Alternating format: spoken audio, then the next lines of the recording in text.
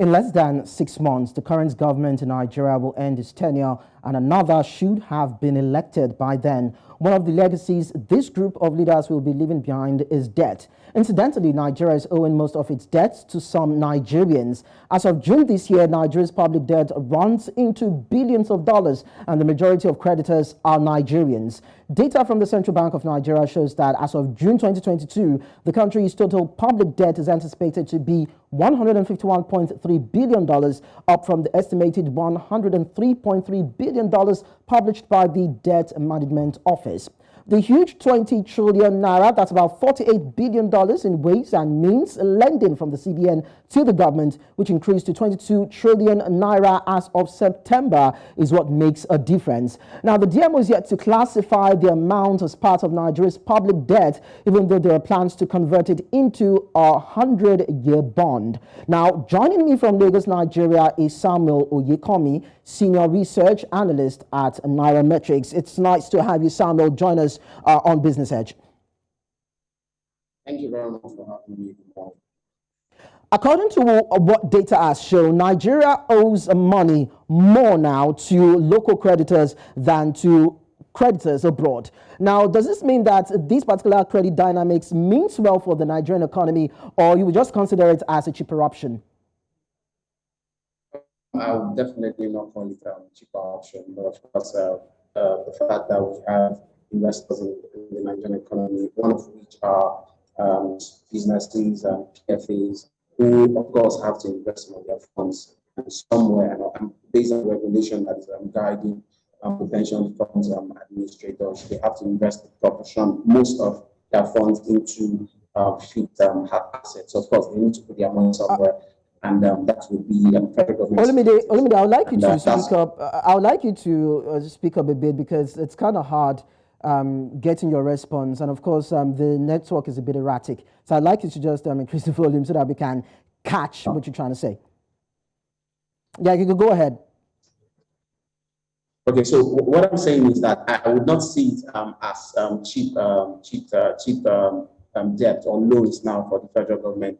Because, of course, when you look at the interest rates that they are paying for some of these debts, in most cases, that right now they are higher than what you find in our European market and international market. So, of course, you would not really see it as cheap loans, but instead, at the end of the day, it's good for the federal government, because at the end of the day, you don't want to pay a huge amount as interest payments in terms of forex, because at the end of the day, we don't even have as much effects in the Nigerian economy.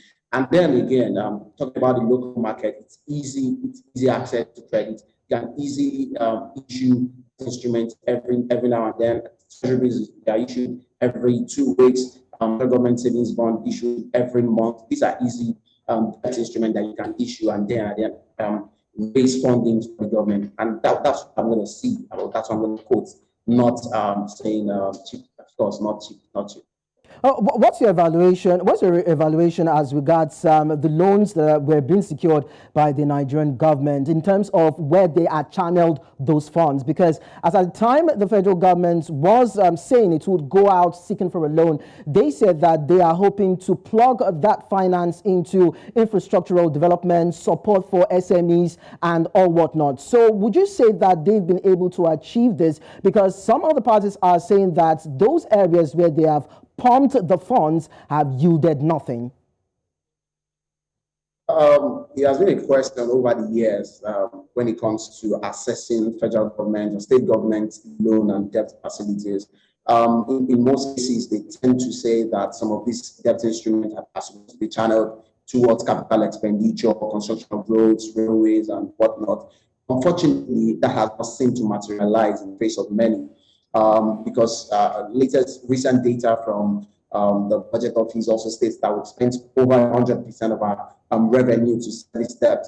And we're also spending a huge chunk of our budget on recurrent expenditure, leaving little less than 30% on capital expenditure. And of course, all these things we want to see materialize, they are all embedded in our capital expenditure, which we're not funding right now, either because of corrupt practices, because we have to pay so much on recurrent expenditure, salaries, and then services. So yeah, I agree based on numbers that we have not seen that materialize, unfortunately. But those loans were primarily designed to fund some of these capital expenditures in order to support growth in the Nigerian economy. We are not saying that, unfortunately. Now that Nigeria is saying that it is going to securitize its loans into its debts rather into bonds, that's a 100-year bond. How is the market responding to this, and how do you think the future of the market will be probably in the next 3, 4, 5 years? Right now, there's not so much investment opportunities opening up to Nigerians. Right now, the stock market is not doing so well. Most variable assets are not really doing so well. So we are more or less forced to put our money into fixed saving assets if you don't want inflation to totally erode your finances. And so if you look at numbers from DMO, we're seeing some very high uptick in terms of subscription rate for long-term securities. 20-year securities for the month of November recorded over 180% over subscription. It just tells you how Nigerians are so inclined to put their money in long-term assets rather than short-term assets. Of course, you're having an inflation rate of over 21%. Interest rates right now are beginning to move upward due to the hike in interest rate by the CBN. We're seeing them hitting 15%, 14, 15, 16%, which is quite good, right, for Nigerian investors. So yeah, I do believe that Nigerians will still keep buying into this fixed asset, although it's going to be for long tenor instrument rather than short term.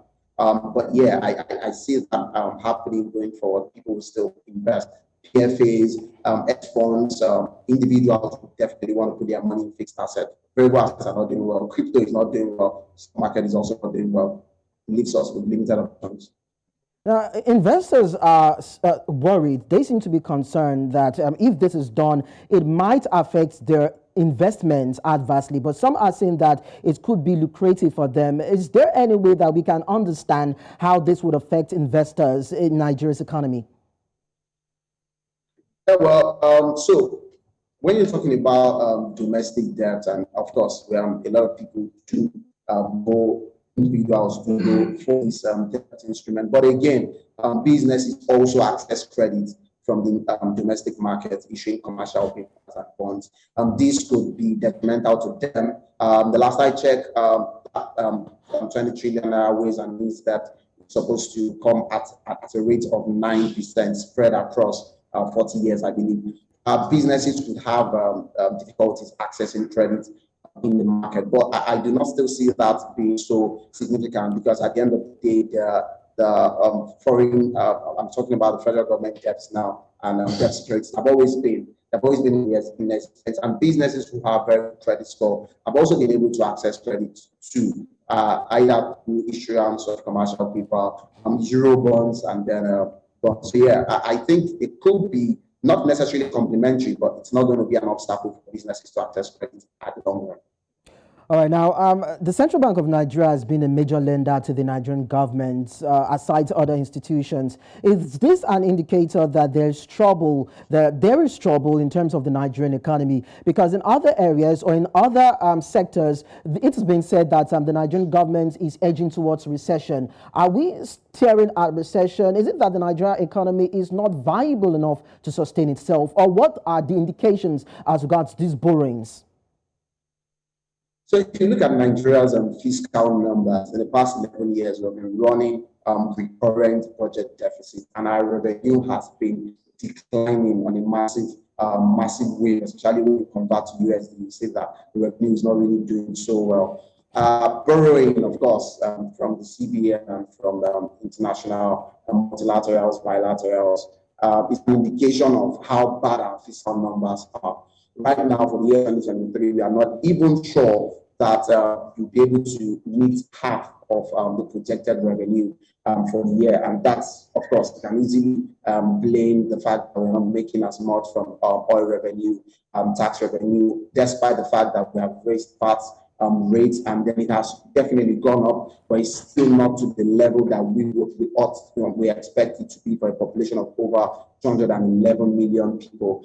So yeah, that's true. It just paints the idea, or paints gives a very perfect picture of how bad our fiscal numbers are. We are having huge expenditure obligations, yet revenue is not doing well. And of course, where would you go to get to offset some of these bills? You go and borrow more loans. The CBN happens to be one of the easiest ways of getting the loans. Of course, the CBN just needs to print more naira and then give to the federal government. And of course, that's not really good on the part of the CBN, because one of the reasons why we are dealing with high inflation numbers right now is because of the high currency in circulation, according to the CBN. And of course, you could also trace it to some of these loans that the CBN has taken. The private sector, the real sector have also taken in terms of credit from the banks. All this coming together, forming a roadblock for the decline in our inflation numbers right now. Well, that's a potpourri of financial logjam, if I could put it that way. But then in the next 6 months or thereabouts, a new government will be coming into place. And as it is, they will be inheriting a humongous debt. What do you think they should be doing, or what do you think their focus should be between now and when they come into power in terms of mitigating the effects on the economy? A couple of advice have been given to presidential aspirant government year in, year out, saying that we need to find a way of reducing our expenditure, find a way of increasing revenue. While that is true, of course, a huge part of our expenditure is recurrent, most of which are salaries, and you don't expect the government to come into power and sack people. But I think there needs to be a framework readily that is going to help improve our revenue, not by impeding the growth of industries, because of course we're already seeing that playing out now with different taxes for the businesses that are already operating in the country. That could actually cause a decline in the economy. But then there needs to be a framework that would help increase the number of people captured in our tax bracket. I believe right now we do not have as much people. It has always been a question of analysts. Of course, there's no numbers to back that up, but it has always been a question of analysts over the years that there are quite a number of rich people, a lot of people doing well in Nigeria that are not being taxed. A lot of people are also earning in dollars right now because they are not captured in the formal settings. They are also not being taxed. So if all these people can be included in the tax bracket, I think we'll have more revenue instead of stifling the growth of some of the business that are already operating, who are foreign investors in the first place. And at the end of the day, if they repatriate their funds, it's going to be harmful to the Nigerian economy. For any government coming in, we know that you cannot sack people, but you can also reduce government spending. Right now, we practice the legislative arm. Only God knows how much at the